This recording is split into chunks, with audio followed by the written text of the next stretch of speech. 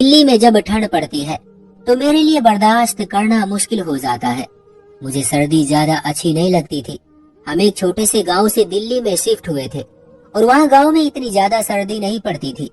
दिल्ली की सर्दी तो बहुत ही ज्यादा जिस्म में चुभने वाली थी। ये दिसंबर की ऐसी ही एक ठंडी रात का किस्सा है जो मेरे साथ पेश आया और जिसने मेरी जिंदगी बदल कर रख दी, जिसे सुनकर आप लोगों के रोंगटे खड़े हो जाएंगे। मेरा नाम अंकित है और मेरी उम्र 24 साल है। मैं दिल्ली में रहता हूँ। मैं बहुत कम उम्र था जब मेरी माँ विधवा हो गई। मेरी माँ ने मेरी पढ़ाई के लिए बहुत परेशानी उठाई और मुझे इस मुकाम तक पहुँचा दिया कि मेरी कमाई से हमारी 2 वक्त की रोटी और घर का खर्चा चलना आसान हो गया। बाबा की मृत्यु के बाद हम अपना गांव छोड़कर दिल्ली शिफ्ट हो गए थे, क्योंकि दिल्ली में हमारे कुछ रिश्तेदार मौजूद थे, जबकि गांव में हमारा कोई नहीं था। बाबा वहां अपनी नौकरी की वजह से रहते थे। जब बाबा ही ना रहे तो हम गांव में रहकर क्या करते, इसलिए 10 साल पहले हम गांव छोड़ आए। यहाँ आने के बाद मैंने पढ़ाई के साथ साथ नौकरी भी शुरू कर दी और तरक्की का सफर तय करता चला गया। पढ़ाई पूरी हुई तो एक बड़े ऑफिस में मेरी जॉब लग गई। बहुत सालों की गरीबी के बाद हमारे हालात बहुत बेहतर हो गए, लेकिन फिर मेरे साथ जो कुछ हुआ उसने सब बदल कर रख दिया। मेरा ऑफिस मेरे घर से काफी दूर था और सर्दियों में रास्ता तय करना मुझे बहुत ही मुश्किल लगता था। मेरी माँ मुझे रोज कहती कि घर जल्दी लौट कर आया कर। दिल्ली शहर के हालात कुछ दिनों से बेहतर नहीं थे, लेकिन ऑफिस में काम ज्यादा होने की वजह से मुझे रोजाना ही देर होने लगी थी। आज भी मुझे ऑफिस से निकलने में बहुत ज्यादा वक्त लग गया था। काम का लोड बहुत ज्यादा था। साल खत्म होने को आ गया था और ऐसे में हर साल ही काम का लोड बहुत ज्यादा बढ़ जाता। ऑफिस से निकलते वक्त मैंने जैकेट पहनकर ऊपर से शॉल भी कांधों पर डाल ली और बाइक पर बैठ गया। सर्दी के मौसम में बाइक की यात्रा मेरे रोंगटे खड़े कर देती थी। मुझे जल्द से जल्द घर पहुंचना था क्योंकि रात के 12 बजने वाले थे। मेरी माँ उस वक्त तक नहीं सोती थी जब तक मैं घर नहीं पहुंच जाता था। अभी मैं ज्यादा दूर नहीं पहुंचा था कि अचानक ही रास्ते में मुझे एक औरत नजर आई जो पूरी तरह दुपट्टे में ढकी हुई थी। मेरा बाइक रोकने का कोई इरादा नहीं था, लेकिन वो अचानक सामने आ गई थी। मजबूरन मुझे बाइक को ब्रेक लगाना पड़ा। मेरे ख्याल से शायद वो 50-60 साल की कोई औरत थी जो मुझे अजीब अजीब तरह के इशारे कर रही थी। उसके इशारे मुझे कुछ और ही समझा रहे थे, लेकिन इतनी बूढ़ी औरत मुझे ऐसे इशारे कैसे कर सकती थी, ये सोचकर मैंने अपने ख्यालों को झटक दिया। लेकिन अजीब सी घबराहट का एहसास मुझे अभी भी हो रहा था। दिल्ली की सड़कों पर अक्सर रात के वक्त अलग तरह की लड़कियां मौजूद होती थी। आजकल खबरों में धंधा करने वाली औरतों के बारे में बहुत कुछ सुनने को मिल रहा था, इसलिए मुझे रुकते हुए कुछ डर भी महसूस हो रहा था। मैं एक शरीफ आदमी था और मेरे लिए इस तरह की लड़कियों से बात करना भी मुमकिन नहीं था, लेकिन मैं ये सोचकर रुक गया कि ये कोई लड़की नहीं बल्कि कोई बूढ़ी औरत है। इसका चेहरा दुपट्टे में इस तरह छुपा हुआ था कि मैं उसका चेहरा नहीं देख पाया, लेकिन उसकी झुकी हुई कमर मुझे बता रही थी कि वो कोई लड़की नहीं है। जैसे ही मैं उसके करीब रुका वो कहने लगी कि मुझे मेरे घर तक छोड़ दो, मैं तुम्हें 250 रुपये दे दूंगी। इतनी रात को मुझे कोई सवारी नहीं मिल रही है, मैं कब तक सर्दी में खड़ी रहूंगी। मेरा दिमाग मुझे बार बार इस बात के लिए मजबूर कर रहा था कि मुझे आधी रात को इस अनजान औरत के साथ कहीं नहीं जाना चाहिए, मगर मैं एक नरम दिल लड़का था और इस वक्त भी मेरी यही आदत मेरी सोचों के आगे आ गई थी। उसकी बात सुनकर मैं परेशान हो गया था क्योंकि सर्दी बहुत ज्यादा थी और मैं खुद भी अपने घर के लिए बहुत लेट हो चुका था। लेकिन अगर ऐसे में इस बूढ़ी औरत को उसके घर छोड़ने जाता तो मुझे और समय लग जाता और मेरी माँ मेरे लिए परेशान होती। मेरा फोन भी बंद हो चुका था, वरना मैं अपनी माँ को फोन करके ही खबर दे देता। मैं अजीब सी उलझन में शामिल हो गया था। इतनी रात गए मैं अपनी माँ की उम्र की औरत को रोड पर भी नहीं छोड़ सकता था, क्योंकि मैं अच्छी तरह जानता था कि अब इस वक्त उसे कोई और सवारी मिलना बहुत ही मुश्किल है, क्योंकि सर्दी बहुत ज्यादा है। कोई भी अपने घर से नहीं निकलना चाहता। इसके अंदाज में इस कदर खुशामद थी कि मेरे लिए मना करना मुमकिन हो गया। धुंध पूरी तरह छाई हुई थी और सड़क भी खाली थी। इक्का दुक्का गाड़ियां बहुत तेज रफ्तार से गुजर रही थी। अगर मैं मोटरसाइकिल पर ना होता तो शायद मैं भी दूसरों की तरह इस औरत को देख न पाता या देखकर भी नजरअंदाज कर देता। लेकिन अब मैं रुक चुका था और ऐसे में उसे नजरअंदाज करना मेरे लिए बहुत मुश्किल था। वो मुझे उलझन में देखकर जिद करने लगी कि वो मुझे पैसे दे देगी, लेकिन इस वक्त मैं उसकी मदद कर दूं और उसे इसके घर तक पहुंचा दूं। मुझे पैसों का कोई लालच नहीं था, मैं तो बस इस बूढ़ी औरत को अकेली नहीं छोड़ना चाहता था। इसलिए मैंने उसे कहा कि वो मेरे पीछे बैठ जाए। उस औरत ने मुझे जो पता दिया वो मेरे घर से बिल्कुल ही हटकर था और जिस इलाके में उसका घर था वो इलाका बहुत ही बदनाम था। वहाँ ज्यादातर गलत काम करने वाली औरतें रहती थी, लेकिन मैं मदद करने की हामी भर चुका था इसलिए उसे अपने पीछे बैठाकर उसके घर की तरफ चल पड़ा। वो मेरे कांधों को मजबूती से पकड़कर बैठी हुई थी और मैं पूरी स्पीड में बाइक को भगा रहा था, क्योंकि समय बहुत ज्यादा हो गया था। इतनी सर्दी में भी न जाने क्यों मुझे पसीना आ रहा था। बार बार ये ख्याल आ रहा था कि कहीं मैं इस बूढ़ी औरत की मदद करके कोई गलती तो नहीं कर रहा हूँ। ऐसा ना हो कि मुझे बाद में पछताना पड़े। सुबह से ही आसमान पर बादल छाए हुए थे और अब हल्की हल्की बूंदाबांदी भी शुरू हो चुकी थी। बारिश की ठंडी ठंडी बूंदें हम दोनों को भिगो रही थी, लेकिन मैंने बहुत ज्यादा कपड़े पहन रखे थे, इसलिए मुझे फर्क नहीं पड़ रहा था। मगर मेरे पीछे बैठी औरत बहुत ही पतले से कपड़ों में थी और उसने अपने जोड़े का दुपट्टा ही पूरी तरह फैलाकर ओढ़ रखा था। जरा सा भीगते ही वो थर थर कांपने लगी थी और सर्दी की वजह से मुझसे चिपक रही थी। उसका जिस्म जैसे ही मेरी कमर से लगा, मुझे अजीब सा एहसास हुआ और मेरे जिस्म में सनसनी सी दौड़ गई। मेरी जिंदगी में यह पहली बार हुआ था जब कोई गैर औरत मेरे इस कदर करीब थी। मेरा दिल तेजी से धड़क रहा था और मैं जल्द से जल्द उसके घर तक पहुंचना चाहता था। 20 मिनट की यात्रा के बाद मैं उस घर तक पहुंच गया जहां मुझे उस औरत को उतारना था। ये 20 मिनट मेरी जिंदगी के लिए बहुत ही भारी साबित हुए थे। तरह तरह के ख्यालातों ने मुझे परेशान कर दिया था। वो औरत बाइक से उतरकर जिद करने लगी कि मैं उसके साथ उसके घर के अंदर चलूं, क्योंकि बूंदाबांदी तेज होकर बारिश की शक्ल धारण कर चुकी थी और ठंडी हवाएं भी चलने लगी थी। मेरे लिए भी इस वक्त बाइक चलाना बहुत मुश्किल था, लेकिन मैं अब और इस अनजान औरत के घर नहीं रुकना चाहता था। उस औरत ने बहुत जिद की और कहने लगी कि आपने मेरी इस कदर मदद की है और मुझसे एक पैसा भी नहीं लिया है, इसलिए मैं नहीं चाहती कि आप इस ठंडी बारिश में सड़क पर परेशान होते फिरे। पहले ही मेरी वजह से आपको बहुत ज्यादा देर हो चुकी है, इसलिए बेहतर यह है कि आप रात मेरे ही घर गुजार लें और जैसे ही बारिश हल्की होगी आप चले जाइएगा। उस औरत की आवाज बहुत ही मीठी और दिल को छूने वाली थी और उसका अंदाज भी बहुत ही खूबसूरत था। कुछ देर सोचने के बाद मुझे भी यही ठीक लगा कि मैं सड़क पर परेशान होने की बजाय कुछ देर उसके घर पर रुक जाऊं और जब बारिश कुछ कम हो जाए तो फिर घर के लिए निकलूं, क्योंकि ऐसे मौसम में अगर किसी सड़क पर मेरी बाइक खराब हो जाती तो मुझे सुबह तक कोई सहारा न मिलता। मजबूरन मैं उस औरत के पीछे उसके घर में चला गया। मुझे ख्याल ही न रहा कि मैं उससे ये तो पूछता कि घर में कोई मर्द है भी या नहीं, और इस बात का ख्याल मुझे घर के अंदर दाखिल होने के बाद आया।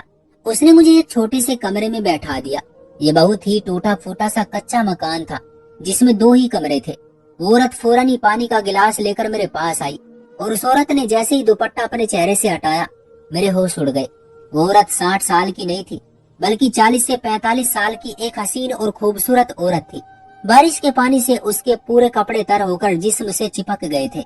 उसे अभी भी सर्दी लग रही थी, लेकिन वो अपने कपड़े चेंज करने के बजाय मेरे कदमों में बैठ गई। उसके बाद जो कुछ उसने किया, मेरे रोंगटे खड़े हो गए। सर्दी की ये रात मुझ पर ऐसे भारी थी कि मेरे लिए बताना भी मुश्किल है। उस रात जो कुछ भी मेरे साथ हुआ उसे मैं जिंदगी भर कभी नहीं भूल पाऊंगा। सुबह का सूरज निकला तो बारिश भी पूरी तरह रुक गई थी और मैं थके थके कदमों से उसके घर से बाहर निकल पड़ा। उसने मुझसे वादा लिया था कि मैं दोबारा उसके घर जरूर आऊंगा। मैंने भी उससे वादा कर लिया कि मैं जल्द ही लौट कर आऊंगा। अब मेरे लिए उस घर को छोड़ना मुमकिन ही नहीं था। मैंने रात को ही अपनी माँ को फोन करके बता दिया था कि बारिश की वजह से मैं अपने ऑफिस के एक दोस्त के घर पर रुका हुआ हूँ, और ये मेरी जिंदगी का पहला झूठ था जो मुझे अपनी माँ से बोलना पड़ा था। मैं अपनी माँ को कैसे बताता कि मैं रात के इस पहर कहाँ और किसके साथ हूँ। उस औरत से वादा करके मैं घर की तरफ रवाना हो गया था। उस औरत का एक एक शब्द मेरे कानों में गूंज रहा था और रात का एक एक मंजर मेरी आंखों में समा गया था। सोचों में डूबा मैं अपने घर पहुंचा और अपनी माँ के कदमों में बैठ गया। मेरी माँ मेरा चेहरा देखकर परेशान हो गई, लेकिन मैंने उन्हें तसल्ली दी कि मैं ठीक हूँ। बस पहली बार उनके बगैर घर के बाहर रात गुजारी है, इसलिए मुझे उनकी फिक्र हो रही थी। मेरी माँ ने मोहब्बत से मेरा माथा चूमा और कहने लगी कि बेटा थोड़ी देर आराम कर ले। मैं भी पूरी रात का जागा हुआ था। कमरे में जाकर लेटा तो मुझे नींद आ गई। इतने काम के दिनों में भी मेरी ऑफिस से छुट्टी हो गई थी, क्योंकि मुझ में काम करने की जरा भी हिम्मत नहीं थी और ना ही मेरा दिल चाह रहा था। सारा दिन सोते रहने के बाद मैं शाम के वक्त उठा। अब भी मेरे दिमाग में वही औरत छाई हुई थी। मैं माँ के हाथ की बनी रोटी खाकर घर से बाहर निकल गया। मैं अपने दोस्त राहुल के घर की तरफ चल पड़ा। राहुल मेरा बहुत अच्छा दोस्त था। अच्छे बुरे में वही मेरे काम आता था। मैं अपनी सभी बातें उसके साथ डिस्कस करता था। मैं अपनी माँ को बिल्कुल भी परेशान नहीं करता था, इसलिए मैं माँ को कभी कोई बात नहीं बताता था। राहुल शाम के वक्त इतनी सर्दी में मुझे अपने दरवाजे पर देखकर हैरान हुआ, क्योंकि उसे पता था कि मैं सर्दी में बगैर जरूरत बहुत ही कम घर से बाहर निकलता था। मैं और राहुल उसके ड्राइंग रूम में बैठ गए। राहुल की पत्नी हम दोनों के लिए चाय बनाकर ले आई। मेरी माँ की तरह राहुल ने भी मेरे चेहरे पर आई परेशानी को पढ़ लिया था। वो मुझसे पूछने लगा, ठीक तो है ना तू? मैंने राहुल से कहा कि मैं कहना तो बहुत कुछ चाहता हूँ, लेकिन मेरे पास बहुत ही कम शब्द हैं। मैं शायद तुम्हारे सामने पूरी तरह अपने दिल का हाल बयान भी ना कर पाऊँ। कल रात मैं एक ऐसी औरत के घर पर था जो जिस्म बेचने का काम करती है। मेरी ये बात सुनकर राहुल की आंखें फटी रह गई और वो हैरानी से मुझसे कहने लगा कि तू वहाँ क्या करने गया था? तेरे जैसे लड़के का ऐसी औरतों के घर क्या काम है? मैंने एक नजर राहुल पर डाली और उसे कहा कि वो इस तरह से बात न करे। राहुल मेरी बात पर चौंक गया। उसकी आंखों में नाराजगी नजर आ रही थी। मैंने राहुल से कहा कि पहले तो मेरी पूरी बात सुन ले और उसके बाद ही कोई बात करना। वो औरत मुझे आधी रात को सड़क पर मिली थी और बहुत मजबूरी में उसने मुझसे घर छोड़ने को कहा था। उसे उस वक्त तक तो मैं नहीं जानता था कि वो एक जिस्म बेचने वाली है। मेरी नजर में वो एक बड़ी उम्र की मजबूर औरत थी जो रात के वक्त एक सुनसान सड़क पर अकेली खड़ी थी और उसकी मदद करने के लिए ही मैं उसे छोड़ने के लिए उसके घर तक चला गया। लेकिन बारिश के शुरू होने की वजह से वो मुझे अपने घर के अंदर ले गई। इतना कहकर मैंने एक गहरी सांस ली। राहुल बेताबी से कहने लगा, आगे बताओ, रुक क्यों गए? तुम कैसे आधी रात को एक अनजान औरत के घर जा सकते हो? उसने तुम्हें भी तो अपने जाल में नहीं फंसा लिया। मैंने राहुल को बताया कि वो मुझे अपने घर के अंदर ले गई। वो 2 कमरों का एक छोटा सा मकान था। उस औरत ने जब अपने चेहरे से दुपट्टा हटाया तो वो बहुत ही खूबसूरत थी। मैंने उसे देखा तो पलक झपकना भूल गया। मैंने अपनी जिंदगी में कभी इतना खूबसूरत चेहरा नहीं देखा था। वो दुपट्टा उतार कर मेरे कदमों में बैठ गई और कहने लगी कि ये किराए का छोटा सा घर है जिसमें उसके अलावा उसकी 2 जवान बेटियां भी मौजूद हैं। मैं चाहूँ तो उसके साथ है या उसकी दोनों बेटियों में से किसी के साथ भी रात गुजार सकता हूँ। उसकी बात सुनकर मेरे होश उड़ गए। मैंने गुस्से में उससे कहा कि मैं तो हमदर्दी में यहाँ तक आया था, लेकिन मुझे क्या खबर थी कि तुम एक घटिया औरत निकलोगी। मेरी बात सुनकर उसकी आंखों में आंसू आ गए और वो कहने लगी कि बाबूजी, बहुत ही मजबूरी में ये बात कह रही हूँ, क्योंकि हमारे घर में कल से खाने के लिए कुछ नहीं है। जब तक मैं या मेरी कोई बेटी अपना जिस्म नहीं बेचती, हमें एक वक्त का खाना भी नसीब नहीं होता। सर्दी की वजह से मेरी दोनों बेटियों को बहुत ज्यादा बुखार है। हमारे घर तो खाने को रोटी नहीं, मैं उनको दवा कैसे दिलाती? इसलिए मजबूरन मैं इतने ठंडे मौसम में भी सड़क पर जाकर खड़ी हो गई कि शायद कोई ग्राहक मिल जाए, लेकिन सर्दी की वजह से कोई भी सड़क पर नहीं रुक रहा था। मायूस होकर मैं वापस पलटने लगी थी कि जब मुझे आपकी मोटरसाइकिल आती नजर आई तो मैंने बिना सोचे समझे आपको रोक लिया। मेरा इरादा था कि मैं आपसे मदद लेकर घर वापस आ जाऊंगी। मेरे पास तो आपको देने के लिए 250 रुपये भी नहीं थे, लेकिन मैंने उसके लिए झूठ बोला था ताकि आप मुझे मेरे घर तक पहुंचा दे। मैंने सोचा था जब मैं रास्ते में आपके करीब होंगी तो आप मुझसे सौदे की बात करेंगे, लेकिन आप दूसरे मर्दों की तरह नहीं निकले। मुझे अंदाजा हो गया कि आप नेक और शरीफ आदमी हैं और मेरी मजबूरी का हरगिज भी फायदा नहीं उठाना चाहेंगे। इसलिए बारिश की वजह से मैं आपको अपने घर में ले आई, लेकिन ये मेरी मजबूरी है कि मैं आपकी शराफत के बारे में जानते हुए भी आपको गलत काम के लिए कह रही हूँ। भूख ने जिस तरह हमारे घर में डेरे डाल रखे हैं, मजबूर होकर मैंने और मेरी बेटियों ने अपने जिस्म बेच डाले। पेट को अमीरी गरीबी का क्या पता, उसे तो वक्त पर रोटी चाहिए होती है। उस औरत की बात सुनकर मेरा कलेजा मुंह को आ गया कि कैसे वो अपनी जवान बेटियों का सौदा किया करती होगी।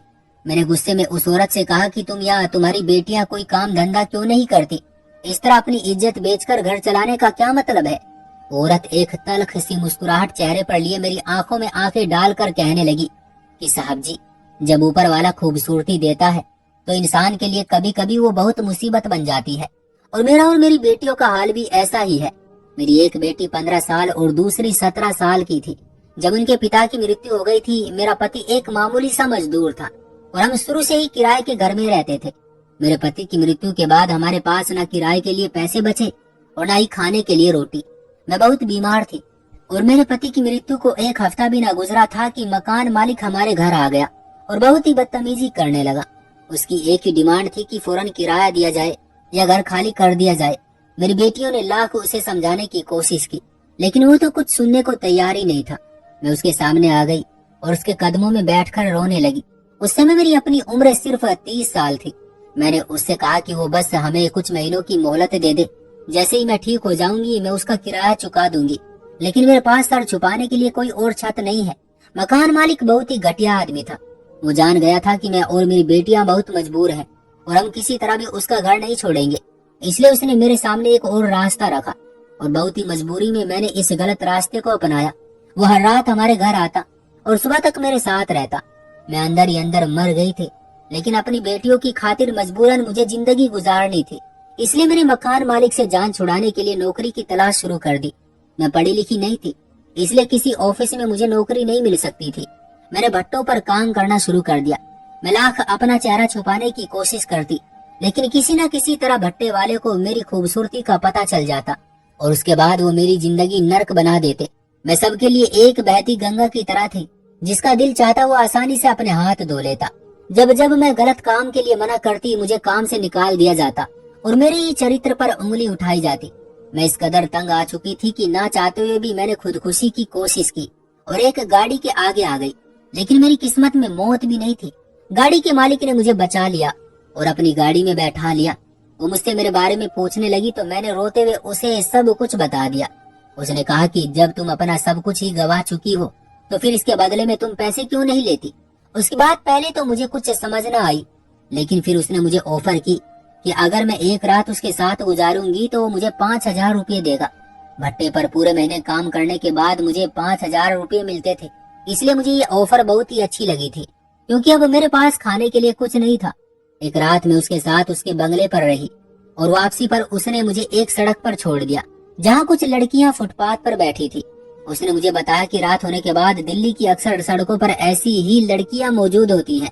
ग्राहक खुद उनकी तलाश में आते हैं और भाव ताव करके उन्हें अपने साथ ले जाते हैं। उस औरत ने कांधे से अपनी कमीज हटाई तो मैं उसके जिस्म पर दांतों के निशान देखकर दंग रह गया। वो औरत कहने लगी, इस दिन के बाद मैंने कभी नौकरी नहीं ढूंढी, बल्कि हर रात सड़क पर जा बैठती।